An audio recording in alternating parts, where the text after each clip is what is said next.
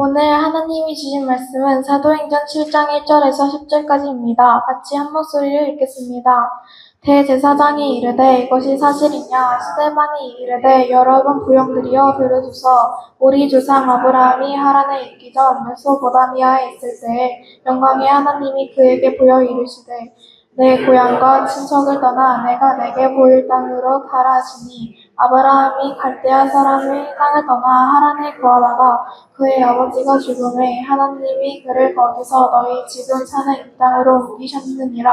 그러나 여기서 발 붙일 만한 땅도 유업으로 주지 아니하시고 다만 이 땅을 아직 자식도 없는 그와 그의 후손에게 소유를 주신다고 하셨으며 하나님이 또 이같이 말씀하시되 그 후손이 다른 땅에서 나그네가 되리니 그 땅 사람들이 종으로 삼아 400년 동안을 괴롭혀야 하리라 하시고 또 이르시되 종 삼는 나라를 내가 심판하리니 그 후에 그들이 나와서 이곳에서 나를 섬기라 하시고 할례의 언약을 아브라함에게 주셨더니 그가 이삭을 낳아 8해 만에 할례를 행하고 이삭이 야곱을 야곱이 이후 12상이나 여러 조상이 요셉을 시기하여 애굽에 팔았더니 하나님이 그와 함께 계셔 그 모든 한날에서 건져내사 애굽 왕 바로 앞에서 은총과 지혜를 주시매 바로가 그를 애굽과 자기 온 집의 통치자로 세웠느니라.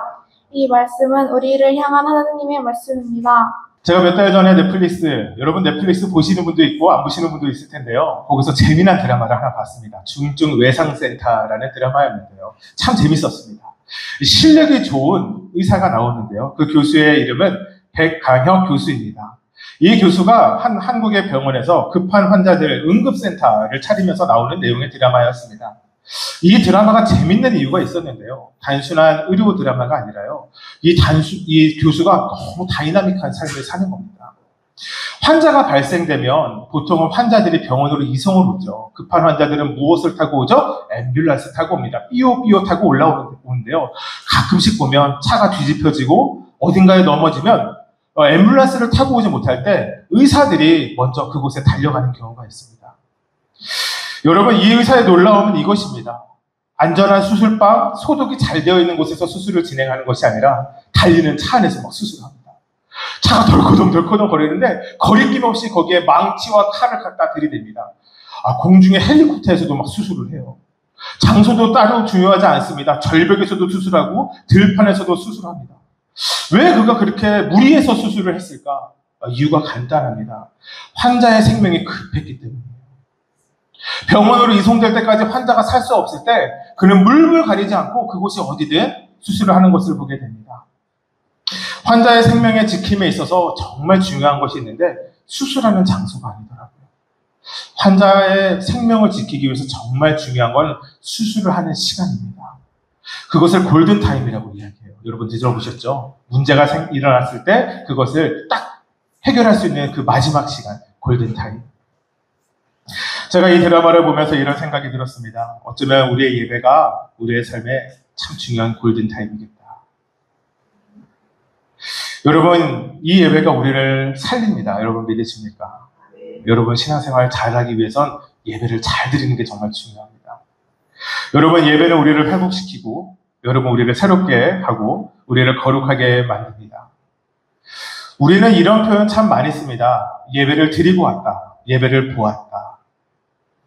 예배를 가끔씩 우리의 일 중에 하나로 여기는 경우가 있는 것 같기도 합니다.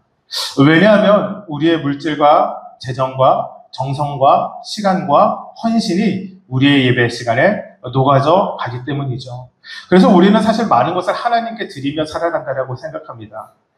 여러분, 그런데 예배는 우리가 드리는 것이 아니라 여러분, 예배는 하나님이 우리에게 찾아오시는 시간인 것 같습니다. 여러분, 이 자리에는 많은 청소년 아이들이 있습니다. 청소년 여러분, 예배는 하나님이 여러분에게 찾아오는 시간입니다. 우리가 주일에 일어나는 거 쉽지 않죠? 어저께 몇 시에 잤니 또? 4시. 어저께 나도 오늘 늦게 잤어. 오랜만에 3시에 자거든. 오늘 힘드네. 그래서 사실은 이 아이들이 공부를 하며 해야 될 일도 많고 친구들과 놀아야 되는데 매주일 이곳에 나오는 게 쉽지 않습니다. 그러니 아이들이 잘못 교육을 받으면 내가 교회를 나오지라고 생각할 수 있는데 아니에요. 여러분, 하나님이 여러분을 부르신 것입니다. 여러분, 그래서 저는 예배야말로 하나님이 베푸신 최고의 사랑 중 하나라고 생각을 합니다. 여러분, 잘 오셨어요? 오늘 예배 잘 오셨어요? 오늘 예배 가운데 큰 은혜 받고 돌아가시길 주님의 축복합니다. 사도행전 21번째 말씀입니다. 사도행전 7장을 시작하게 되는데 오늘이 21번째 말씀입니다. 이 첫 번째 파트의 마지막 장이 바로 사도행전 7장입니다. 저는 사도행전을 세 파트로 나누어서 말씀을 전하기로 했는데요. 그 기준이 있습니다. 무엇을 기준으로 사도행전을 세 파트로 나누었는가? 여러분, 사도행전이 몇 장까지 있죠? 제가 보통 질문하면 어른들은 대답 안 하셔도 됩니다. 아이들한테 물어보는 거거든요. 하진아, 오늘의 교회 가면 액치 뭐라고 써있지? 29. 왜 29일까? 우리가 쓰자라는 거야. 그러면 사도행전은 몇 장까지 있는 거지? 하다마? 야, 여기서 모르면 곤란한데? 29를 써달라는 거 28까지 있지. 그렇습니다. 사도행전은 28장까지 있습니다. 우리가 이런 것을 보면 부모님들이 참 마음에 가책을 좀 느낄 때가 있죠. 도대체 저 애들은 교회에서 거의 10몇 년을 살았는데 오늘의 교회를 다니며 사도행전 29를 보며 액치 29를 보며 뭘 본 건가. 여러분, 그래서 우리의 소망이 어디에 있다고요? 예수님께 있어요. 아이들에게 소망이 있지 않습니다. 여러분, 사도행전은 28장인데 파트를 세 가지로 나누면 제일 쉬운 건 9장쯤 나누면 되겠죠. 9장 나누면 27장까지 가니까요. 근데 사도행전을 세 가지로 나눌 때 사실 예수님의 말씀을 기준으로 나누었습니다. 사도행전 우리 1장 8절 말씀인데 예수님의 말씀 우리 같이 한번 읽어볼까요? 시작! 성령이 너희에게 임하시면 너희가 권능을 받고 예루살렘과 온 유대와 사마리아와 땅끝까지 이르러 내 증인이 되리라 하시리라. 아멘. 예수님이 이렇게 말씀하십니다. 첫 번째 예루살렘, 그 다음에 유대와 사마리아와 그리고 땅끝까지 이르러. 여러분, 근데 정말 이 예수님의 말씀이 놀랍게도 사도행전 가운데 정확하게 이루어지는 것을 보게 됩니다. 1장부터 7장까지는요, 예루살렘 안에서 시작되어지는 교회의 이야기가 나오고요. 8장부터 12장까지는 스데반의 죽음 이후에 성도들이 곳곳으로 흩어지며 유대와 사마리아로 복음이 전해지는 것을 보게 됩니다. 13장에서 28장까지는 땅끝까지 복음이 사도 바울을 통하여 선교 여행을 통하여 전해지는 것을 볼 수 있죠. 여러분, 그래서 정말 사도행전은 성경 속에 있는 한 말씀, 단순한 문자가 아니라 우리의 삶의 도전이 되어집니다. 그리고 교회를 개척하게 되며 처음 초대교회가 어떻게 세워졌는지가 사도행전 1장에서 7장까지 자세하게 나오고 있는데, 그래서 사실 이 교회를 개척하고 제가 첫 번째 준비하는 강의 말씀을 사도행전으로 준비한 것도 있습니다. 오랜만에 또 이 자리에 오시고 처음 오시는 분들이 있으니 그동안의 사도행전 제가 매우 짧게 여러분에게 한번 설명해 보려고 합니다. 여러분, 교회는 어떻게 탄생되었는가? 예수님이 돌아가시고 부활하시고 예수님이 제자들에게 약속하십니다. 성령이 너희에게 올 것이야. 그리고 오순절 마가의 다락방 가운데 성령이 임합니다. 성령이 임하게 되고 120명의 사람들은 성령을 받게 되고 그 성령을 받은 사람들은 함께 모여 예배하기 시작합니다. 여러분, 그것이 바로 교회의 시작이었습니다. 여러분, 교회는 건물이 아니었습니다. 여러분, 우리가 이렇게 아름다운 곳에서 예배를 드리고 있지만 그래서 이번에 우리가 입당 감사예배, 예배처 감사예배를 드리지만 제가 소원하는 것은 수없이 이사하는 삶을 꿈꿉니다. 교회가 건물이 아니기 때문입니다. 필요에 따라서 건물을 계속 늘려나가는 것이 저의 어떤 목회의 방향성 중에 하나이기도 합니다. 중요한 것은 그렇게 교회가 세워지게 되고 그 다음에 성령님의 임재하심과 일하심이 그 교회 가운데 있었습니다. 예수님이 하셨던 놀라운 기적과 이적과 표적들이 예수님을 따르던 제자들에게도 동일하게 이루어지는 것을 보게 되죠. 여러분 잘 아시죠? 성전 미문에서 몇 년 된 병자가 일어났어요? 몇 년 된 안증뱅이가 일어났어요? 40년이요? 맞아요? 모르겠어요. 사도행전 잘 찾아보세요. 5장에 있습니다. 오랫동안 앉아있었던 안증뱅이가 베드로와 요한을 통해서 일어나게 되는 것을 보게 됩니다. 날 때부터 앉아있던 사람인데 그 사람의 나이가 40이라 이야기하니 40년이 맞을 것 같습니다. 그리고 하나님의 부르심과 인도하심에서 여러분 교회가 시작되었습니다. 교회는 사람들의 모임이 아닙니다. 사람들의 계획과 결정으로 교회가 시작되고 운영되어지는 것도 아닌 것을 보게 됩니다. 교회는 하나님의 주권과 강권적인 역사가 이끌어 가시기 때문입니다.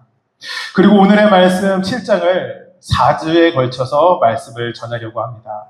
그중 3번의 말씀의 주제를 제가 이렇게 잡아보았습니다. 한번 볼까요? 그 제목 한번 띄워봐 주시겠어요? 주제 제목이요? 그리스도인의 믿음의 고백은 어디 갔을까요? 제가 이제 잡은 것은 이것입니다. 3주 동안의 설교의 주제는 이것이에요. 그리스도인의 믿음의 고백. 그리고 오늘의 말씀의 제목이 무엇인지 우리 같이 한번 읽어볼까요? 말씀의 부제인데요. 시작. 약속을 붙잡는 그리스도인의 삶. 계속되어지는 말씀 가운데 여러분 이 시간 통해 우리의 삶 가운데 아름다운 하나님의 사명 다시 확인하고 그 사명으로 살아가시는 저와 여러분 되길 주님으로 축복합니다. 여러분 그리스도인은 어떻게 살아가야 할까요? 여러분 우리의 입술의 고백은 무엇이어야 할까요? 이 사도행전 7장에는 또 다른 이름이 하나 있습니다. 고린도전서 13장을 우리는 사랑장이라고 이야기하죠. 여러분 잘 아시죠? 히브리서 11장은 무엇이라고 하죠? 믿음장이라고 이야기합니다.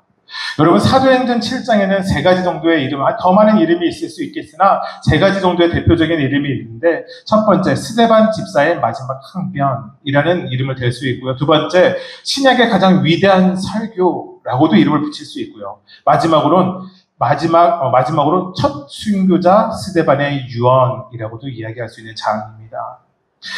사도행전 몇 장으로 기록되어졌다고? 도와요? 사도행전 몇 장으로 기록되어 있을까? 맞아, 28장이야. 그렇게 너의 입술로 나오는 오늘의 말씀이, 오늘의 이 기억이 너의 삶에 평생 갈 거야. 축복한다. 여러분, 사도행전 28장으로 기록되어져 있습니다. 여러분, 여기에는 참 많은 이야기들이 담겨져 있어요. 제가 방금 전에 사도행전 이야기했죠.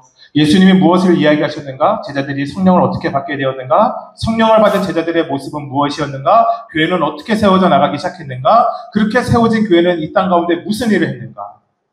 그리고 핍박을 받고 이 교회가 어떻게 흩어지기 시작했는가? 바울을 통하여 온 세계, 그때 당시에 로마의 모든 전역에 어떻게 복음이 전해졌는가? 28장 참 빡빡한 시간 안에 많은 것을 기록해 놓았는데요. 놀랍게도 이 저자인 누가는 한 장을 통틀어 이 스데반의 마지막 설교에 집중하고 있습니다. 왜일까요?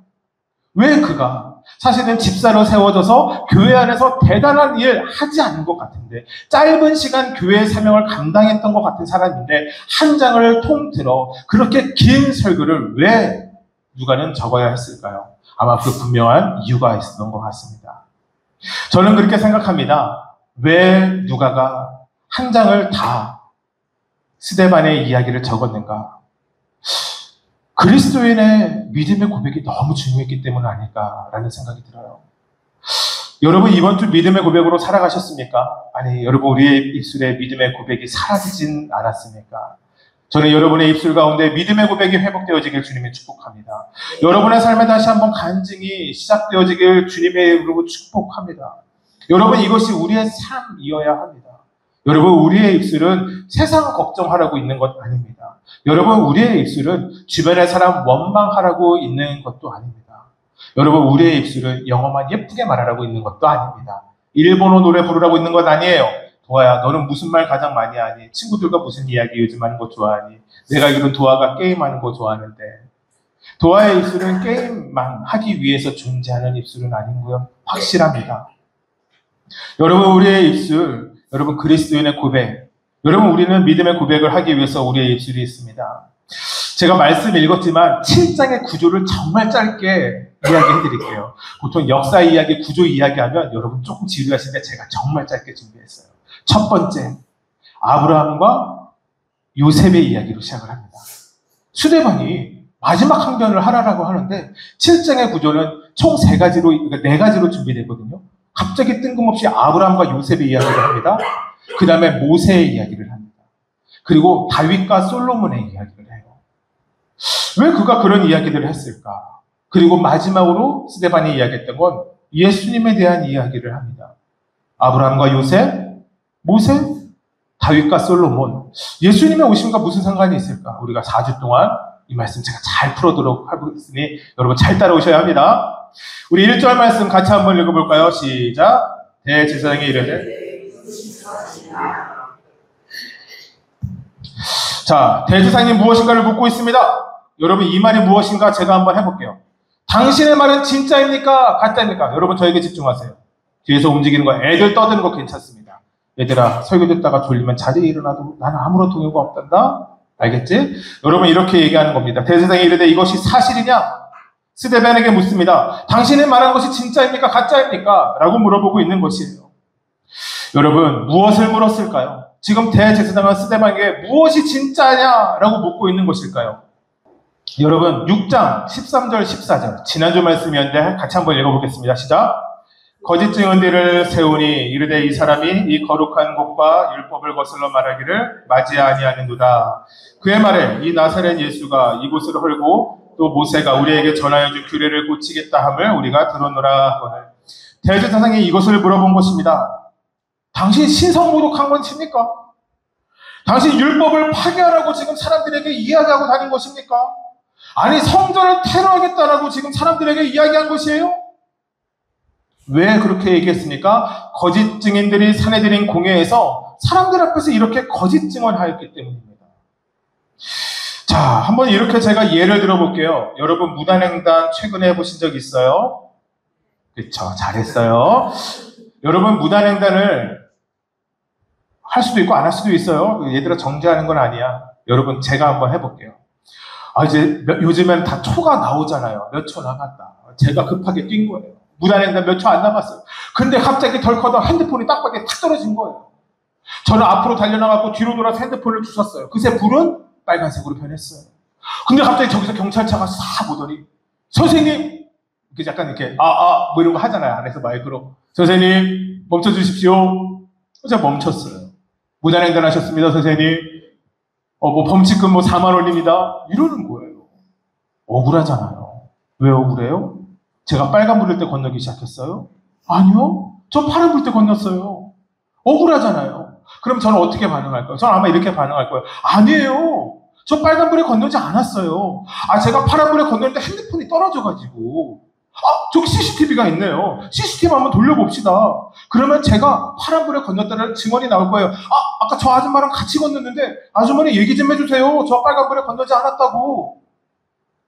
아마 이렇게 얘기할 거예요. 여러분 지금 대제사장이 스데반에게 묻고 있습니다. 당신이 말한 거 진짜입니까? 정말 그렇게 이야기했습니까? 당신은 율법을 파괴하고 성전을 파괴하고 신성모독 하나님에 대해서 욕되게 했습니까? 여러분 우리가 이것이 예상하는 항변이라면 우리가 무단횡단 가운데 이런 항변을 했다면 여러분 스데반은 무엇이라고 얘기했을까요? 아니요. 전 그렇게 이야기한 적 없습니다. 전 복음을 전했습니다. 예수님이 하나님의 아들이십니다. 저는 성전을 부시라 이야기한 적이 없습니다. 율법을 파괴하라고 부신 적이 없습니다. 예수님은 율법을 부시러 온 것이 아니라 완성시키러 오셨다라고 얘기하셨는데 저는 그 이야기를 했습니다. 여러분 이것이 맞잖아요. 그것이 항변이어야 되잖아요. 여러분 그런데 그는 항변하지 않습니다. 사내들인 공회에서 회의가 열리면요. 여러분 보통 딱 두 가지예요. 그 자리에서 죽임을 결정당하거나 아니면 맞고 돌아가거나. 여러분 예수님이 밤에 불의의 재판이 있었죠. 여러분 바로 그 장소가 사내들인 공의의 장소였어요. 그곳에서 예수님을 죽이자라고 사람들이 이야기한 것이에요. 사도행전 우리가 지난주 또 몇 주 동안의 말씀을 보게 되면 제자들이 성전에서 복음을 전하다가 감옥에 갇히고 맞기도 합니다. 여러분 이것을 결정했던 데가 사내들인 공회입니다. 여러분 그곳에서 거짓 증인들까지 세워서 이야기하면 억울하잖아요. 내가 한 이야기가 아닌데 억울할 수 있잖아요. 그러면 항변해야 되지 않겠어요? 저는 그런 말 한 적 없습니다. 여러분 그런데 스데반은 그렇지 않습니다. 그의 입술에서 나오는 것은 항변이 아니라 믿음의 고백이었기 때문입니다. 여러분 왜 그가 믿음의 고백을 할 수 있었을까요? 저는 그 고백의 내용이 오늘의 말씀의 제목이라고 생각하는데요. 우리 오늘 말씀 제목 한 번 더 읽어볼까요? 시작! 약속을 붙잡는 그리스도인의 삶. 여러분 사도행전 7장은 스데반의 마지막은 여러분 약속을 붙잡는 그리스도인의 모습을 보이고 있습니다. 여러분 우리가 아는 이야기일 겁니다. 아주 청소년 아이들에겐 다 머릿속에 지식이 없는 이야기일 수도 있는데요. 오늘 말씀 2절 3절 한번 같이 읽어볼까요? 시작! 스데반이 이르되 여러분의 부영들이여 들으소서.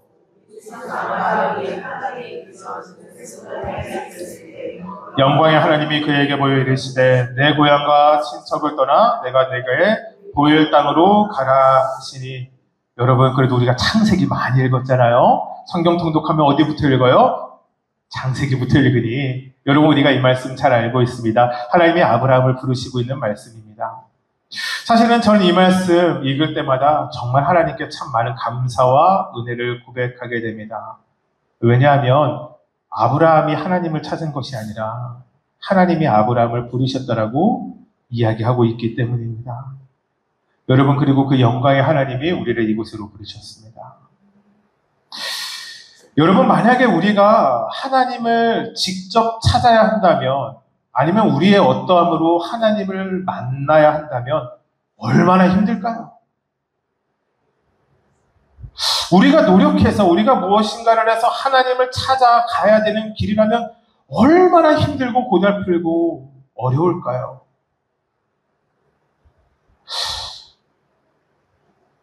여러분, 그런데 만약에 그렇게 해서 하나님을 찾았다 칩시다. 내가 노력해서, 우리가 노력해서요.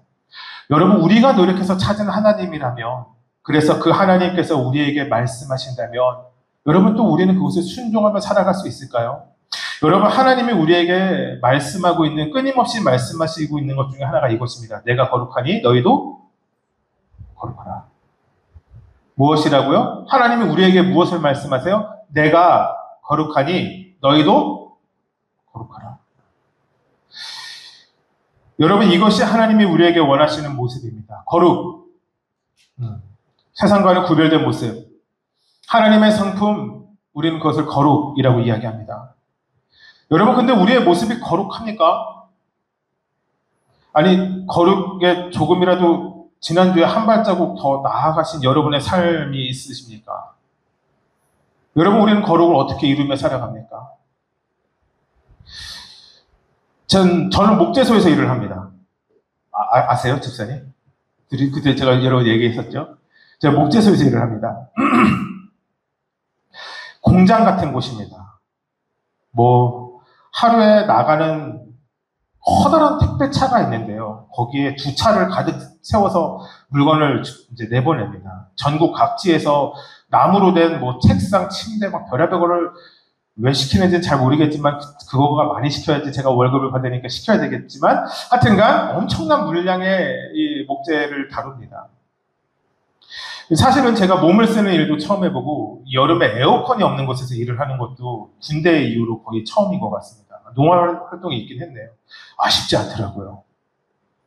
여름이 되니까 좀 더 지치는 것 같습니다. 지난주 힘이 들었던 날이 좀 있었던 것 같아요. 아마 화요일이었던 것 같은데, 그날 제 아내가 이번 주에 좀 바빠서, 보통 제가 이게 집에 들어가면 아내가 밥을 차려주는데 이번 한 주 내내 아내가 집에 없었습니다. 야근하더라고요. 그러니까 집에 들어오면 씻고, 그 다음에 제가 이제 하임이랑 밥을 차려 먹고, 그 다음에 이제 잠깐 쉬려고 하는데, 저희 집에는 개가 있습니다. 개가 17kg입니다. 큰 개예요. 이만해요. 근데 그 개가 이제 밥을 먹고 소파에 다 에어컨 켜고 앉았는데, 제 무릎에 올라서 저를 쳐다보는데, 그 말도 못하는 동물의 얼굴에 이렇게 써 있는 것 같아요. 저는 이제 개한테 아저씨라고 부르라거든요. 아저씨. 아빠는 제가 제 아빠지 개의 아빠는 아니거든요. 아저씨, 저 똥 매려요. 정말 개 얼굴에 그렇게 써 있는 것 같은 거예요. 아저씨, 저 똥 매려요. 그러면 어떻게 해야 됩니까? 이제 개 데리고 나가야 되는 거예요. 근데 이게 참 쉽지가 않은 거예요.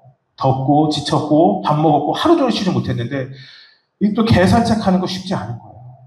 제가 키우는 개 종이 보더콜리인데 양치는 개거든요. 그 개가 이렇게 불립니다. 전 세계에서 가장 똑똑한 개. 여러분, 똑똑하면 뭐 합니까? 키우는 아저씨의 마음을 몰라요. 얘가. 이리 뛰고 저리 뛰고 이리 뛰고 저리 뛰고. 여기까지는 괜찮은데요.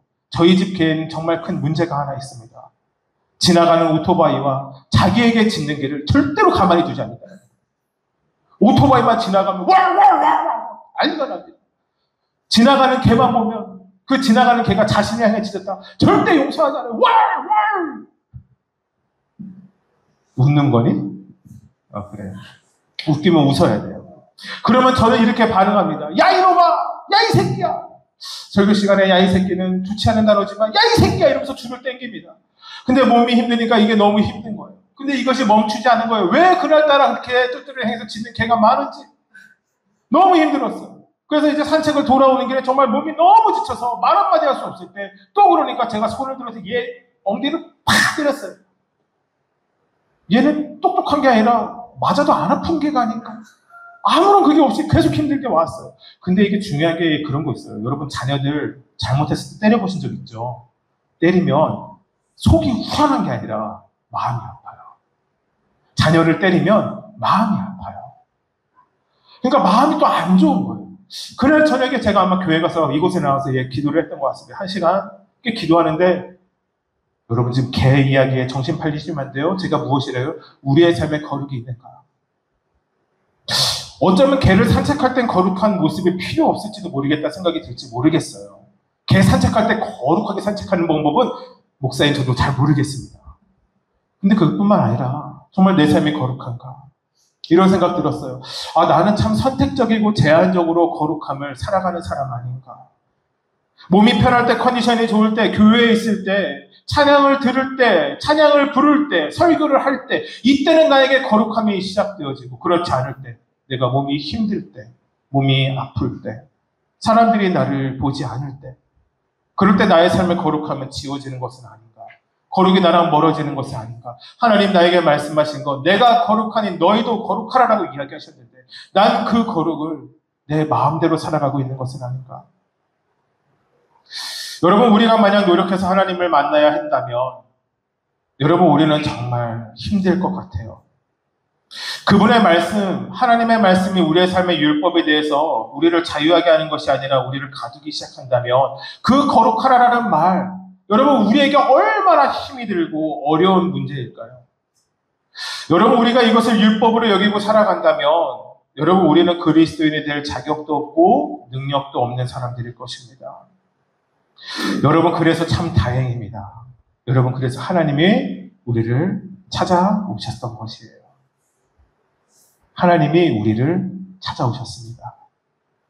하나님이 우리를 태초에 계획하시고 창조하시고 부르셨음을 믿으심으로 고백하길 주님이 축복합니다. 여러분, 하나님이 우리를 부르셨습니다. 여러분, 하나님이 우리를 아무런 이유 없이, 아무런 조건 없이 자녀 삼아 주셨습니다. 가장 완전한 길로, 가장 안전한 길로, 푸른 초장과 풀만한, 쉴만한 물가로 여러분, 우리를 부르신 분이 우리의 아버지 되십니다. 아브라함도 동일하였습니다. 여러분, 믿음의 조상이 될 만한 이유가 있었던 사람이 아닙니다. 아브라함이 하나님을 향한 열심이 충만했던 사람이 아닙니다. 아브라함은 이방 땅에 살고 있었고요. 아브라함의 아버지 데라는 이방신을 섬기는 사람이었습니다. 어쩌면 아브라함의 삶에도 이방신을 섬기며 우상 숭배했던 사람이었는지 알 수 없습니다. 그 전에 기록은 없으니까요. 그런데 어느 날 하나님이 아브라함에게 이야기하시는 거예요. 나와 함께 걸어가지 않겠니? 여러분, 하나님이 그를 부르셨기에, 그를 찾으셨기에 여러분, 아브라함이 믿음의 조상이 될 수 있었어요. 열국의 아버지가 될 수 있었던 것입니다. 여러분, 이러한 믿음의 고백이 스데반에게 있었던 것입니다. 여러분, 당시 이스라엘 백성들은 선민 사상에 가득 차 있었어요. 선민 사상, 선택받은 민족, 하나님의 선택을 받은 민족. 이스라엘 백성들에게는 이것이 너무나도 강한 자존감, 자신감, 그들의 정체성이었어요. 여러분, 정말 웃긴 게요. 당시 로마의 속국이었잖아요. 식민지였잖아요. 근데 로마가 이방인이어서 유대인들은, 이스라엘 백성들은 로마 사람들도 무시했어요. 자기네 나라를 힘으로 이긴 나라인데 그 사람들도 무시했어요. 여러분, 사마리아 아시죠? 사마리아 사람들, 유대인들이 개보듯 했어요. 왜 그러냐면 피가 섞였기 때문이에요.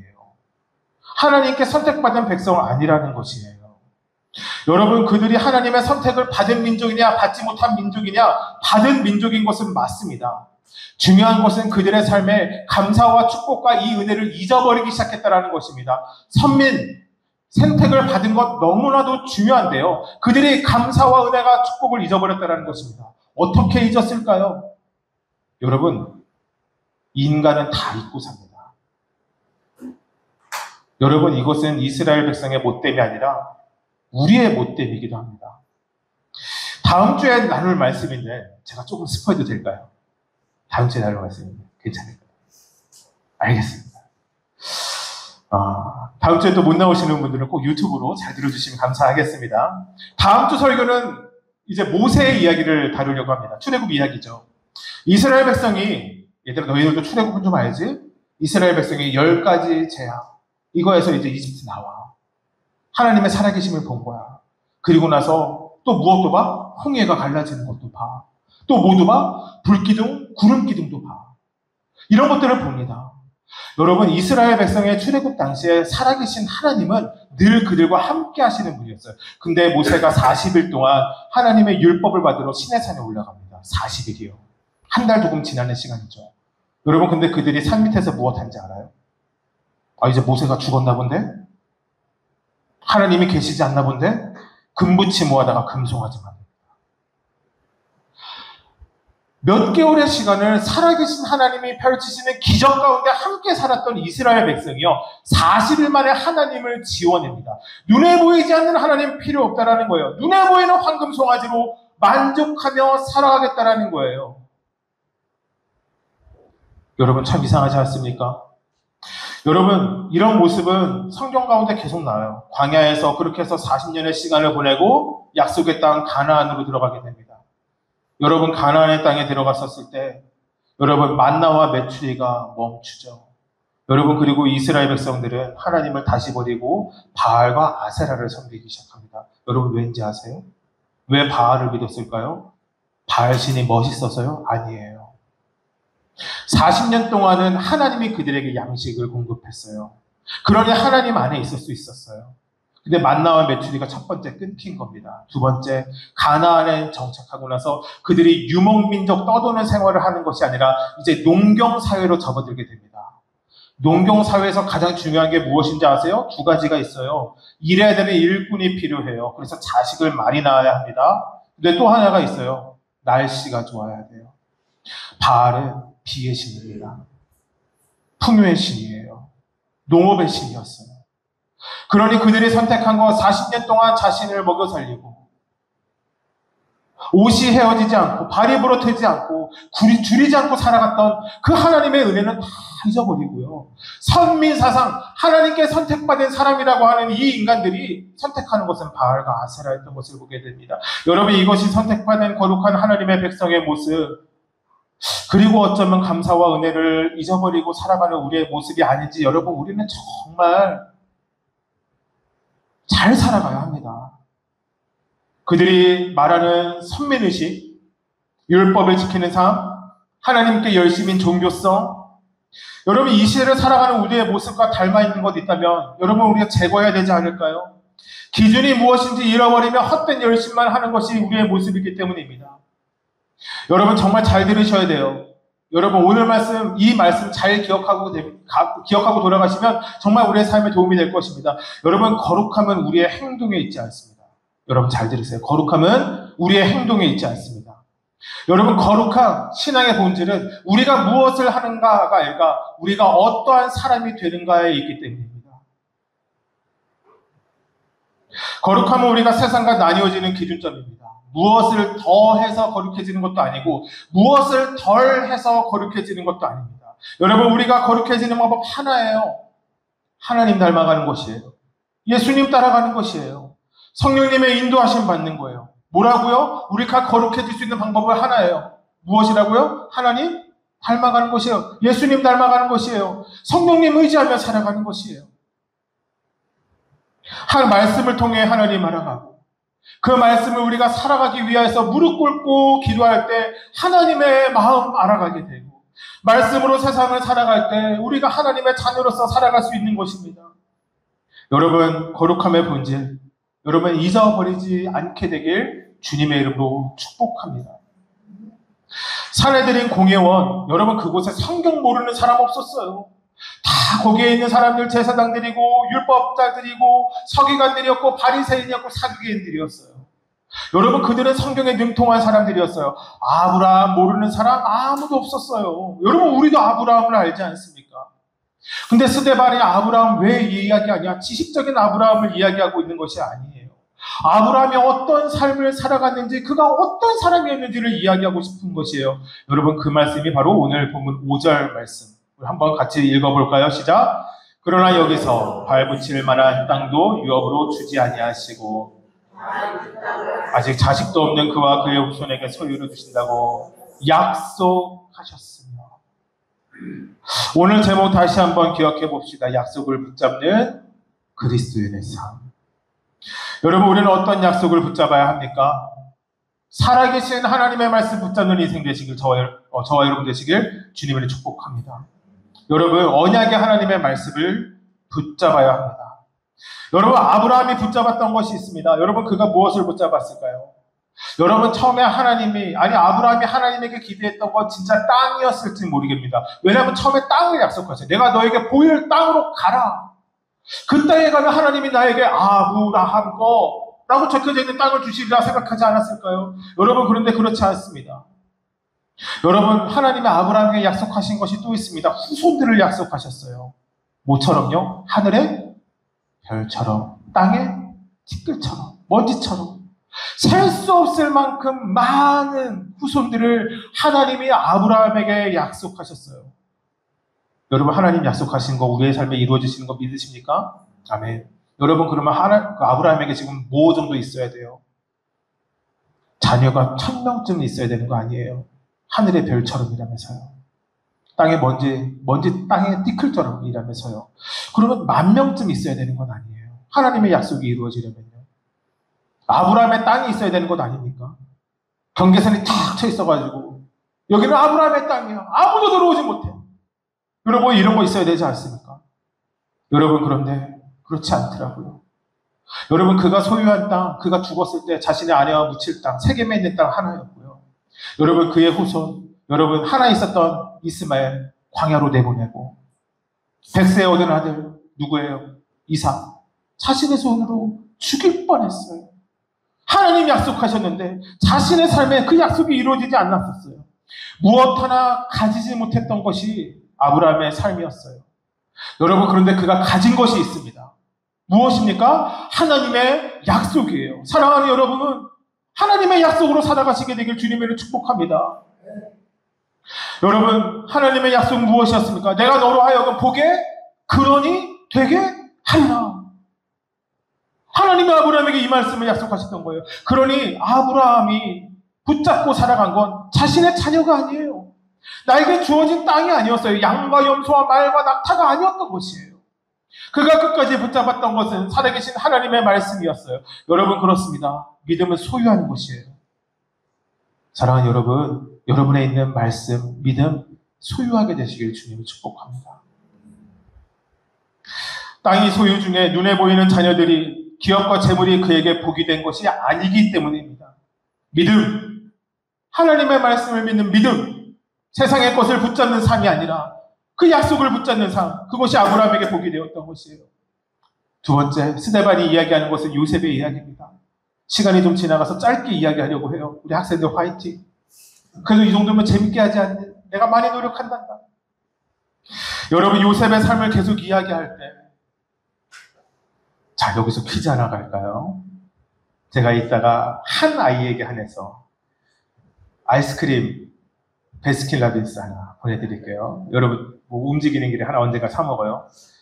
먼저 손드는 사람이 장땡이에요. 자, 요셉의 증조 할아버지의 이름은 누구일까요? 오, 정답이에요. 오, 야, 놀랍지 않아요? 깜짝 놀랐네요. 근데 사실 되게 놀라운 게 얘가 뭐만 물어보면 모세라고 하거든요. 너무 창피해가지고. 얘가 누구냐면 목사, 제 딸입니다. 목사 딸인데 뭐만 물어보면 모세래요. 구약과 신약을 가리지 않고. 참 창피했는데 오늘은 그래도 잘 찍었네. 축복한다. 아이스크림 사줄게요. 자, 이래요. 요셉의 증조 할아버지가 아브라함이에요. 그 멀지 않은 시간인 거죠. 시간을 보게 되면 아브라함의 아들이 제물로 드려질 뻔한 이삭이었고요. 이삭에게 쌍둥이 아들이 있었어요. 퀴즈 하나 더 갈까? 이삭의 쌍둥이. 하나는 에서인데 그 에서는 나처럼 얼굴이 빨개있어. 에서. 제 한때 별명이 양에서였습니다. 한 명이 더 있어요. 맞아요. 왜 이래요? 성령이 임했나 봅니다. 깜짝 놀랐네요. 너무 놀랐네요. 자, 그래요. 그래서 그 야곱의 자녀 12아들을 낳았는데 맨 막내 바로 위가 지금 제가 얘기하려고 하는 누구요? 요셉. 축복한다. 다음에 아이스크림 받자. 좋아요. 이건 퀴즈가 아니었어. 여러분, 저는 요셉을 이렇게 설명할 수 있습니다. 하나님의 꿈을 꾸었던 요셉. 아버지의 사랑을 많이 받아 색동옷을 입었던 요셉, 형들에게 미움을 받아 이집트에 팔려갔던 요셉, 보디발 장군의 아내의 누명을 써서 감옥에 갇혔으나 이집트의 총리가 된 하나님의 꿈을 꾸었던 사람 요셉. 저는 그것이 요셉의 삶이라고 생각합니다. 여러분, 근데 그에게 한 가지의 더 이야기가 있습니다. 요셉, 그 사람의 모든 상황 가운데 성경이 이야기하고 있는 것은 하나님과 함께하여 형통하였던 사람이라는 것이에요. 저는 그것이 요셉의 삶의 모습이라고 생각합니다. 우리 9절, 10절 말씀 같이 한번 읽어볼까요? 시작! 여러 조상이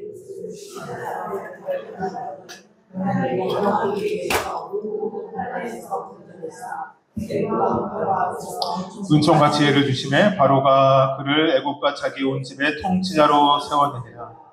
요셉의 삶을 이야기할 때 나오는 말은 형통함입니다. 여러분, 그가 형들에게 버림받았을 때도 그는 형통하였고 노예로 팔려갔었을 때도 형통하였습니다. 노예의 삶을 살아갈 때도 형통하였고 억울한 누명을 살았을 때도 형통하였습니다. 여러분, 그는 감옥에 갇혀서도 형통하였고 총리의 삶을 살아갈 때도 형통하였습니다. 여러분, 형통함의 사전적 지식은 이것입니다. 막힘없이 통한다. 이것이 형통함의 한문 뜻입니다. 거침없이 잘 나가는 인생, 여러분, 이것이 우리가 착각하는 형통함일지 모르겠습니다. 부족함 없고 모자람 없는 삶, 여러분, 이것이 우리가 기대하는 형통함일지도 모르겠습니다. 여러분, 그런데 성경은 이러한 삶을 형통함이라고 이야기하지 않습니다. NIV 성경의 형통함은 이렇게 되어 있습니다. The Lord gave him success in everything이에요. 뭐라고요? 하나님이 그에게 주신 success, 성공, in everything. 모든 것 중에 성공하는 것. 하나님이 주신 모든 것 중에 성공하는 것. 여러분, 그것이 성경이 이야기하고 있는 형통함입니다. 사랑하는 성도 여러분, 여러분의 모든 시간 가운데 하나님 안에서 성공하게 되시길 주님의 이름으로 축복합니다. 여러분, 우리의 삶에 이러한 믿음의 고백이 있어야 됩니다. 하나님이 요셉에게 주신 것, 여러분, 그것이 우리의 삶에 필요할지 모르겠습니다. 모든 시간에 성공을 주신 것이요. 여러분, 그래서 하나님이 모든 시간에 요셉의 삶에 함께 하셨기에, 여러분, 그래서 형들에게 버려졌던 삶이 비참했던 것이 아니라 형통한 것이었고, 노예로 살아갔던 삶이 원통했던 것이 아니라 형통함이었고, 억울한 누명이 아니라 그에게 그곳이 거룩한 사명이 되었던 것, 여러분, 이것이 요셉이 누렸던 형통함이에요. 말씀을 마무리하기 원합니다. 우리 아이들은 말씀을 마무리한다라고 할 때 제일 좋아하는데 오늘은 도화가 아싸 됐어요. 저는 그럴 수 있다라고 생각합니다. 여러분 축복하는 건 언젠가 이 말씀이 끝나갈 때 더 듣고 싶다라는 마음이 생기게 되길 주님을 축복합니다. 언젠가 생길지도 모르겠습니다. 저도 많이 노력하겠습니다. 오늘 말씀 제목 한 번 더 읽어볼까요? 약속을 붙잡는 그리스도인의 삶. 여러분, 우리가 오늘 나눈 말씀, 유대교회에서 열심히 했던 사내들인 공회원이라면 모두가 잘 아는 말씀이었습니다. 여러분, 근데 이 말씀은 단순하게 아는 말씀이 아니라 스데반에게는 붙잡고 살아가는 말씀이었던 것이에요. 모든 사람들이 다 아는 말씀이었는데요. 이 말씀을 붙잡고 살아가는 건 스데반이었던 것이에요. 스데반이 지금 붙잡고 싶은 것, 우리가 그때 그 상황이라면 붙잡고 싶었던 신랄 같은 희망 있을 수 있었겠죠. 다른 증인이 나와서 아니요, 스데반은 저런 말 하지 않았습니다. 그는 무죄입니다라고 기대할 수 있었겠죠. 여러분, 그런데 그가 그렇게 살아가지 않습니다. 사명으로 살아가는 그리스도인에게 중요한 것은 살고 죽는 것이 아니기 때문이 아닐까.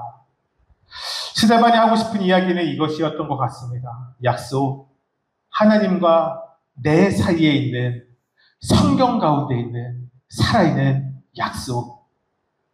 말씀으로 이 땅에 오신 예수님을 그가 붙잡았기에 그가 이야기하는 것은 변론이 아니라 그리스도의 복음이었던 것 같습니다. 지난주 제가 짐 엘리엇 선교사 에콰도르에서 순교당한 우리가 잘 아는 이야기를 제가 전에 이야기해 드렸었는데요.